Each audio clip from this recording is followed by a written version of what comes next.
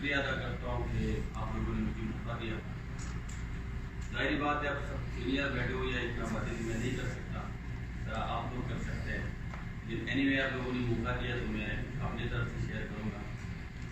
Actually 70 سال سے میں نہیں بول سکتا کیونکہ میں 91 پیدائش ہے, لیکن 91 سے میں دیکھ رہا ہوں کہ اسکولوں میں, کالجوں میں یوم گشت کشمیر ایک دن منائی جاتی ہے ایک سال میں, اور وہی ایک دن منائی جاتی ہے, پھر ایک دن کی بات پورا سال خاموش ہو جاتا ہے, کوئی بھی نہیں بولتا. اور اسی ایک دن میں جذباتی تقریری بھی ہوتے ہیں, احتجاج بھی ہوتے ہیں, مذمتی بھی ہوتے ہیں, لیکن میں نے دیکھا ہے کہ پریکٹیکل اس میں کسی نے ابھی تک کچھ نہیں کیا. تو آج کشمیر کی جو حالیہ مظالم ہے وہ اسی تقریر, جذباتی تقریروں کی اور اسے احتجاجوں کی نفی کرتے ہیں. وہ غلط ثابت کر رہے ہیں کہ ہم نے اگر احتجاج کیا ہے تو اس کا پریکٹیکل ہم نے کچھ نہیں کیا ہے. اس کا وجہ کیا ہے؟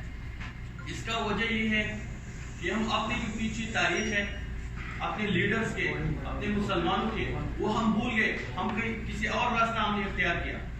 ہمارا معاشرہ اب گانا بجانے کے پیچھے جا رہا ہے. سارے نوجوان نسل گانے بجانے میں مبتلا ہو گئے.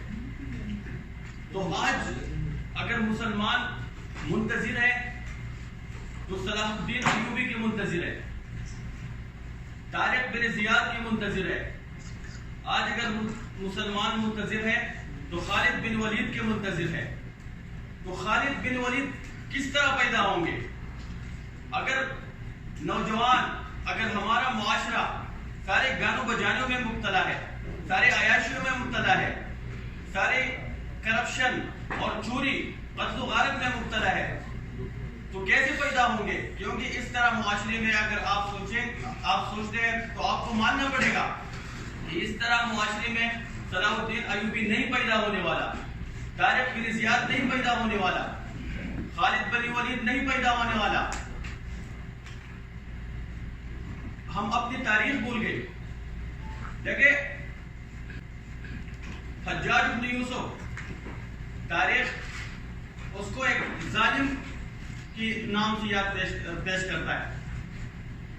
ایک بنو امیہ کا چھوڑا ہوا بدماش تھا, ایک بدماش تھا, لیکن جب وادی سے, وہ بغداد میں ہے, لیکن جب وادی سندھ میں عرب کا قبیلہ لوٹا جاتا ہے اور اس میں ایک لڑکی, ایک بچی کے ساتھ زیادتی ہو جاتی ہے, اور وہ قافلہ اس کی آواز لے جا کے محمد حجاج بن یوسف کے سامنے وہ پیش کرتے ہیں, تو اسی ٹائم ایک چیخ مارتے ہیں کہ یا اخت حاضر حاضر, میں تب تک چین سے نہیں بیٹھوں گا جب ان لوگوں سے میں بدلہ نہیں لوں گا.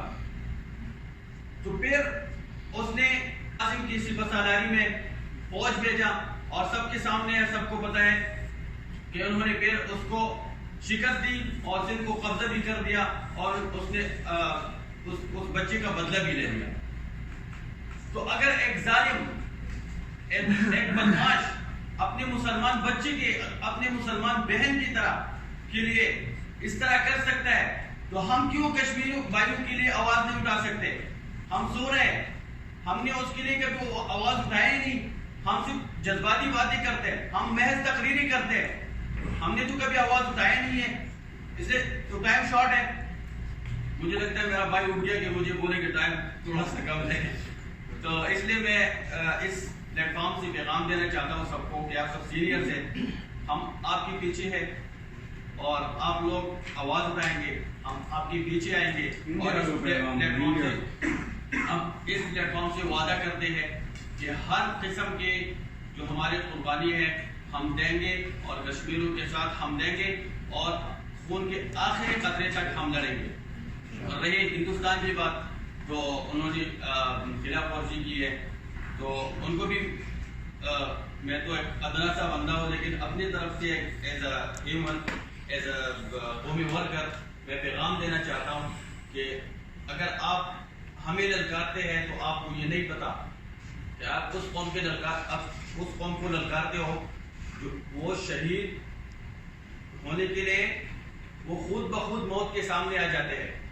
اور آپ کو یہ نہیں پتا کہ غزوہ ہند کا جو پیشن گوئی ہے وہ حضرت محمد صلی اللہ علیہ وسلم نے 1400 سال پہلے ہمیں بتایا. آپ ہمیں اس جنگ سے کیوں ڈرا رہے ہو؟ تو آپ ہمیں اس جنگ سے نہ ڈراؤ.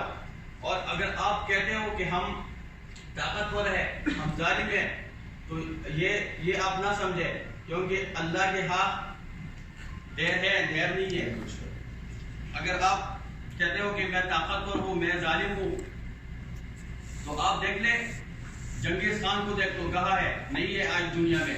علاقو خان دیکھو، دنیا میں نہیں ہے. اگر آپ کہتے ہیں کہ ہمارے پاس پیسہ ہے تو قارون کے دیکھو کہاں ہے؟